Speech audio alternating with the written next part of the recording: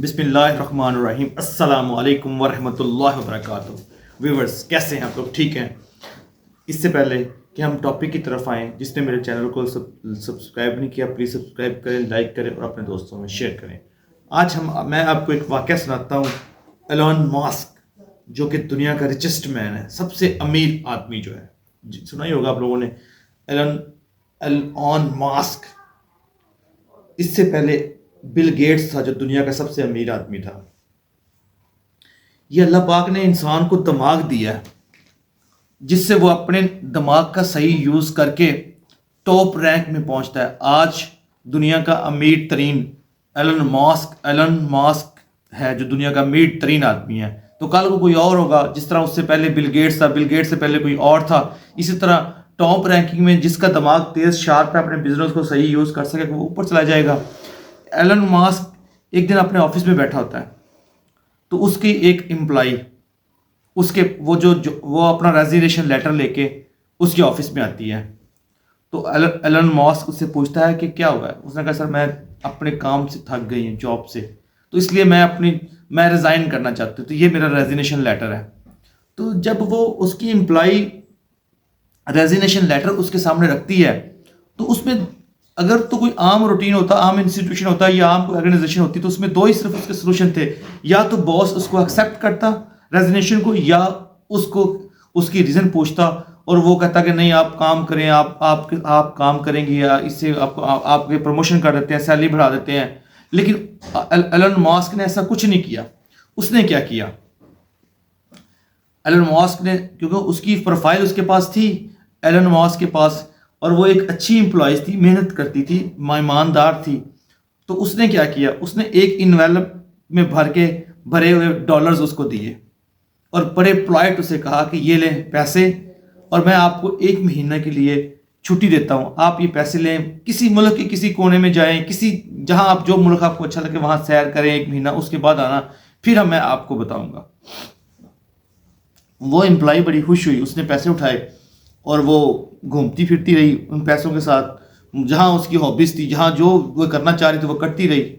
तो उसने, जब वो 1 माह के बाद वापस आई,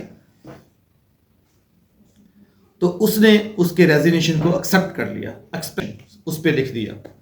1 महीना बाद उसको एक्सेप्ट कर लिया रेजिग्नेशन को। आपको ताज्जुब हुई होगी क्यों किया? वो एलन मस्क लिखते हैं कि मैंने उसको 1 महीना इसलिए छुट्टी दी कि मैं देखता हूँ कि इसकी वजह से मेरे कारोबार में, मेरे बिजनेस में कोई लॉस तो नहीं हो रहा, कोई कमी तो नहीं आ रही। ये मेरे लिए कितनी इम्पोर्टेंट है। उस 1 महीने में उसने ऑब्जर्व किया कि जो उसकी जगह पे बंदा रिप्लेसमेंट किया था, वो उस जैसा सेम काम कर रहा था, और उसके जाने से कंपनी में, या एलन मस्क की कंपनी जिस पोस्ट पे काम कर रही थी, कोई फ़र्क नहीं पड़ा। तो इसलिए उसने ये कंक्लूजन निकाला कि उसके जाने से कंपनी को कोई फ़र्क नहीं पड़ा, तो इसलिए उसकी रिप्लेसमेंट कोई और ले सकता है। तो इसलिए उसने उसका रेजिग्नेशन एक्सेप्ट कर लिया। लेकिन हमारे इंस्टीट्यूशन में अल्लाह ने इंसान में वो पावर दी है, ब्रेन में वो ताकत है। हर एक का ब्रेन सेम होता है, लेकिन जस्ट कोई होता है किस तरह रिएक्शन करता है उसके मुताबिक। तो इसी तरह आपकी इम्पोर्टेंस होनी चाहिए कंपनी में।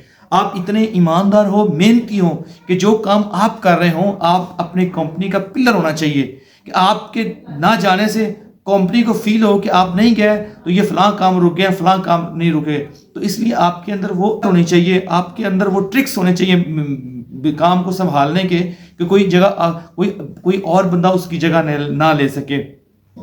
तो इसलिए मेहनत करें, ईमानदार रहें, और हमेशा अपने जॉब से सिंसियर रहें। अपने जॉब के साथ, मैं हमेशा अपने हर वीलॉग में कहता हूँ, अपने आप से सिंसियर। सबसे पहले इंसान को अपने आप से सिंसियर होना चाहिए। उसके बाद अपने प्रोफेशन में, बेशक वो जॉब करता है, तो टीचर है, एडमिनिस्ट्रेटर है, मतलब मैनेजर है, प्रिंसिपल है, या डायरेक्टर है, या मैनेजर है, जो भी अपनी पोस्ट में है, या वो बिजनेसमैन है, तो उसको सबसे पहले अपने आप में पंक्चुअलिटी लानी चाहिए। उसके बाद उसको अपने काम की हर चीज़ के बारे में उसके फिंगर टिप्स पे चीज़ें होनी चाहिए, कि आज ये चीज़ है, फलां डेज में ये चीज़ें आएंगी।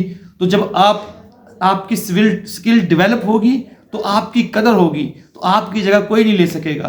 तो मैं स्पेशली बिल्कुल फ्रेश स्टूडेंट्स के लिए मेरा ये वीलॉग्स है कि आप अपने ये पढ़ लिखने का मतलब ये नहीं होता कि सिर्फ हमने जॉब करनी है।